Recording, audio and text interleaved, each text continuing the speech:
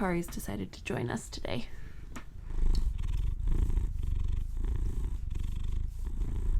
It's so rainy outside, and it's just so cold and cozy, and she just wants to cuddle, and I just want to cuddle, but I gotta get work done, huh?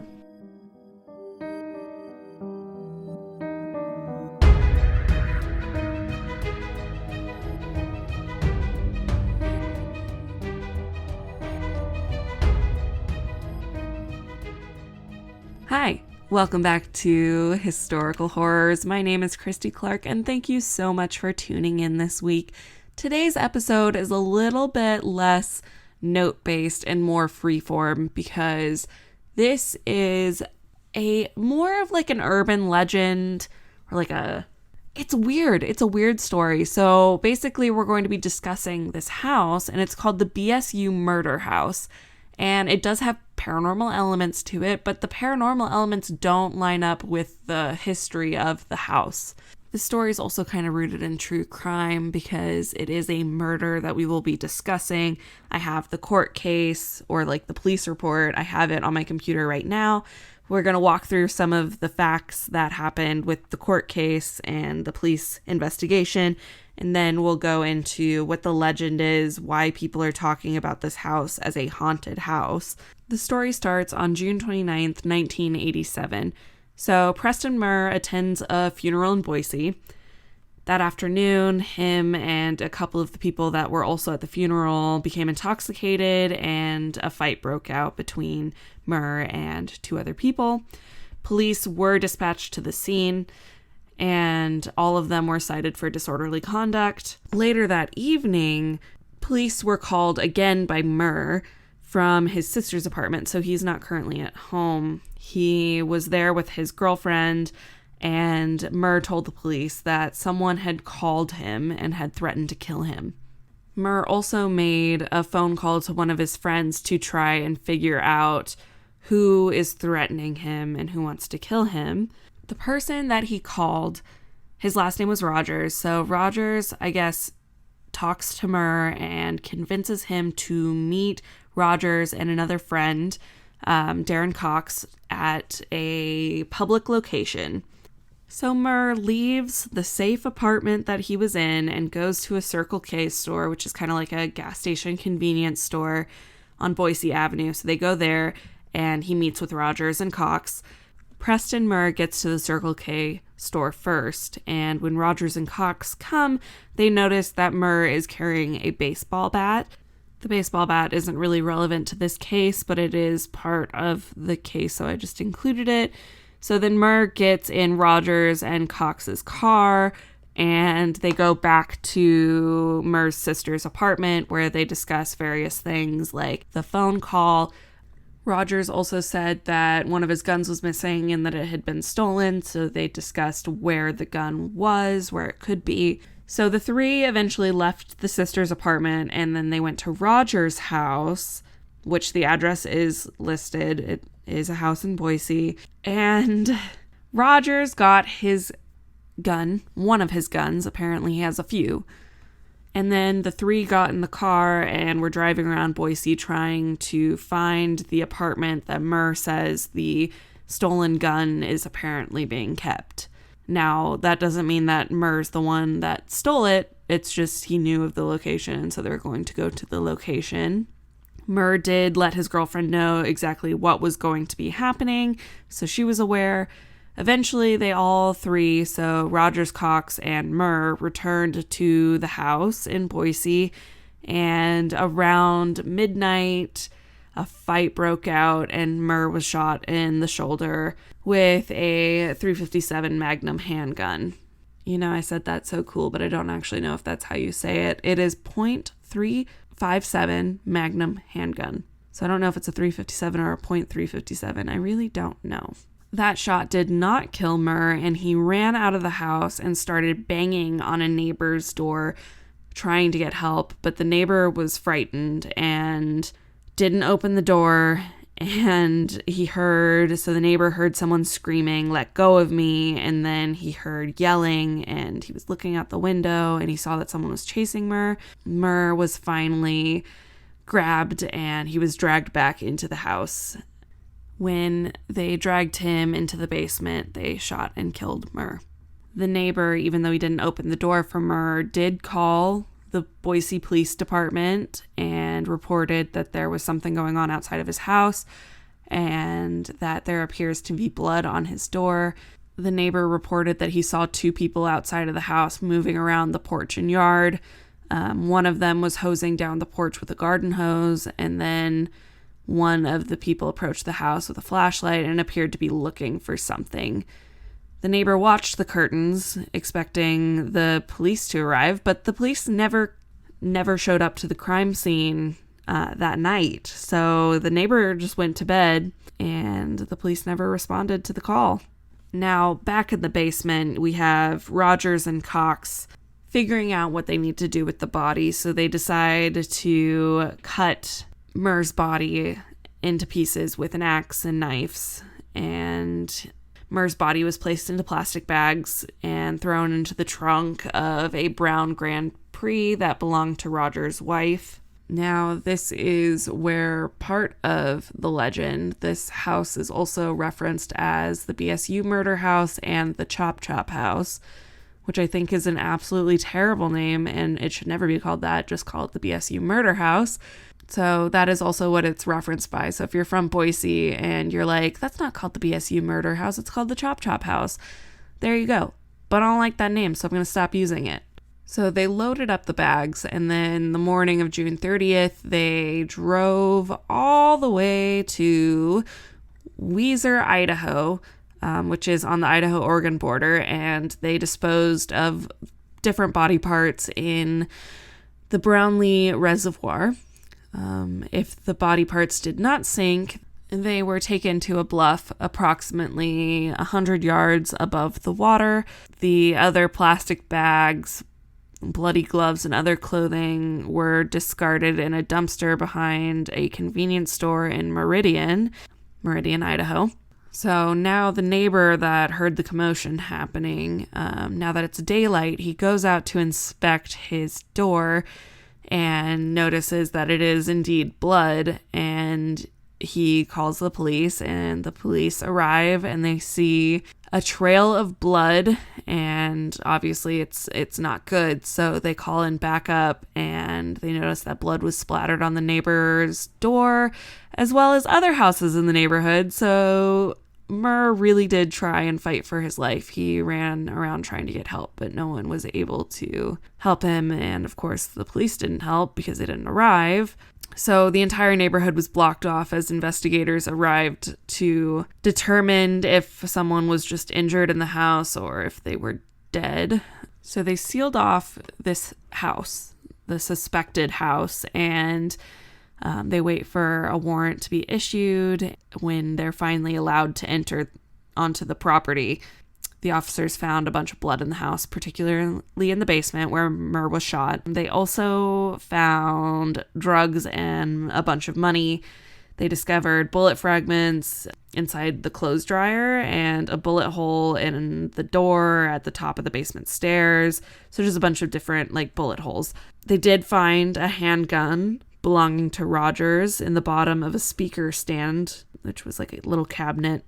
But police don't have a body, so they initially just arrest Rogers and his wife with possession of controlled substances and intent to deliver and other drug-related crimes.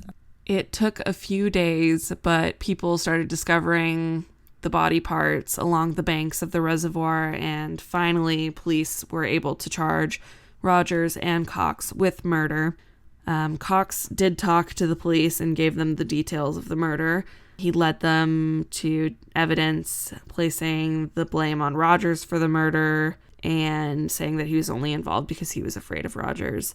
So essentially, Rogers was the one that pulled the trigger. Now, some of you may be wondering, why was Rogers' wife involved in this and why did she get arrested? Because she wasn't there that night. Or at least the police investigation didn't say that she was there that night. Well, interestingly enough, Dana Rogers, his wife, had a weird history herself. So she actually had a 1992 TV movie made about her.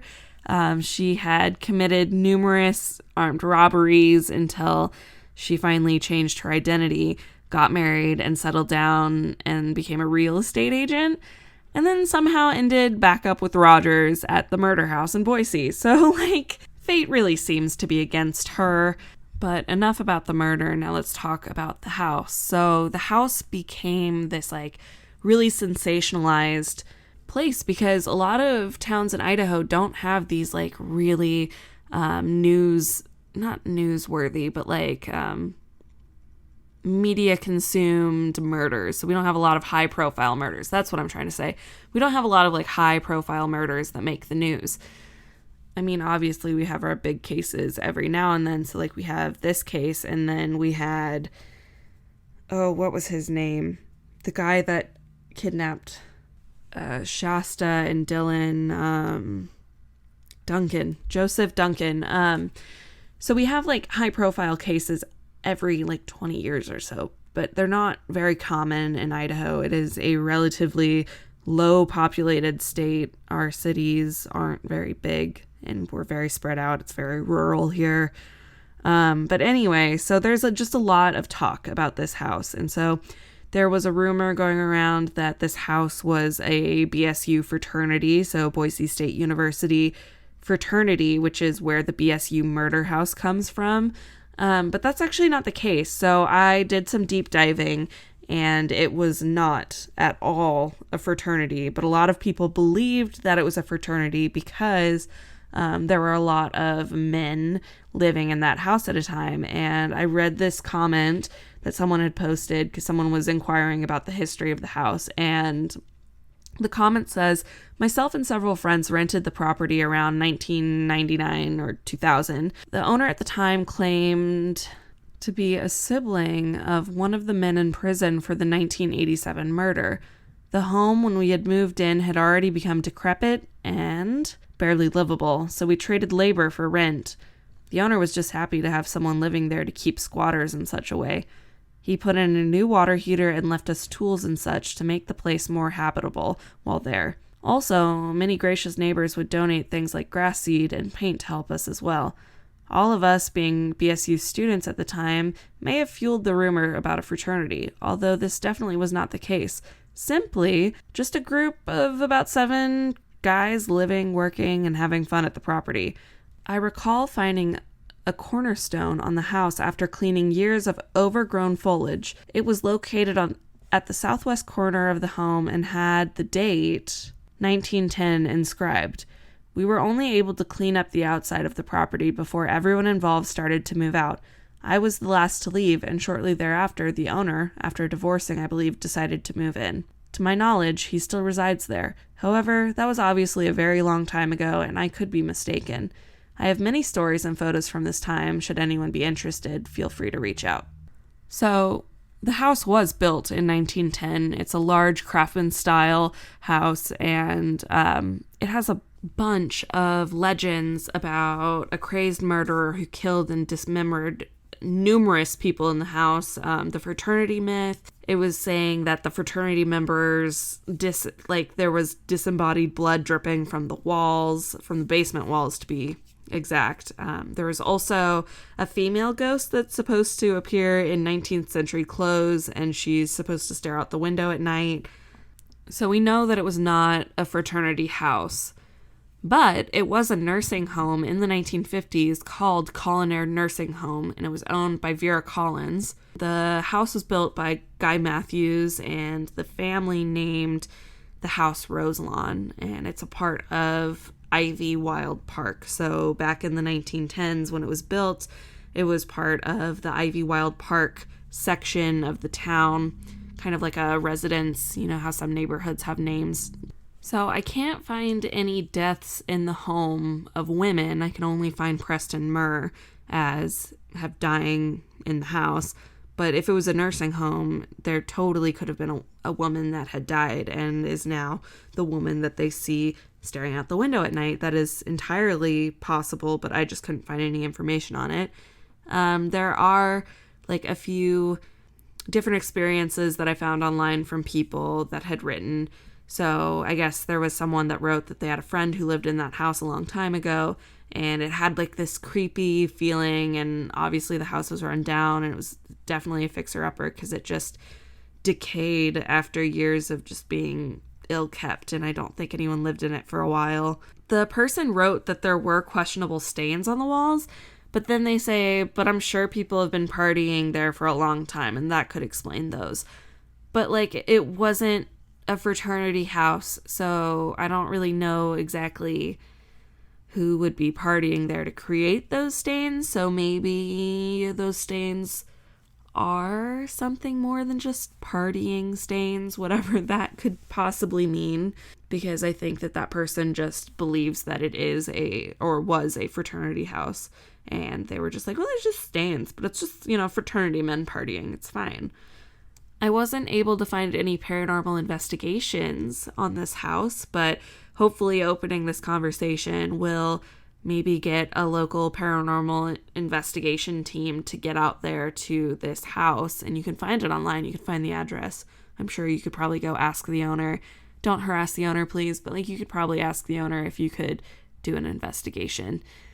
I don't know. Let me know the results if you are able to do that. I know that this story wasn't exactly like the most paranormal story, and it was a little bit more true crime, but it is interesting how this house has created a bunch of myths and legends about it, and there's not a lot of research done on it. So please feel free to research and let me know if you find anything interesting. Go ahead and send me a message. I have, for this podcast, an Instagram and a Twitter. Both handles are at historicalhpod. And then there's also a Facebook account for this podcast, and you can just find it by typing in historical horrors. You can follow that page for updates. My personal handles, if you're interested in following me, I am on Twitter and Instagram at Christy Clark 23. I am also working on developing a Patreon account for this podcast so that you guys can show your support and I can create more content that's not just podcast.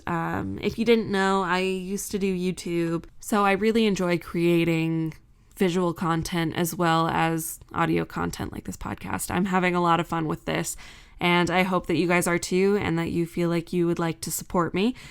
Keep an eye on the show notes, like where the links are kept for this podcast, and a Patreon link should be coming soon.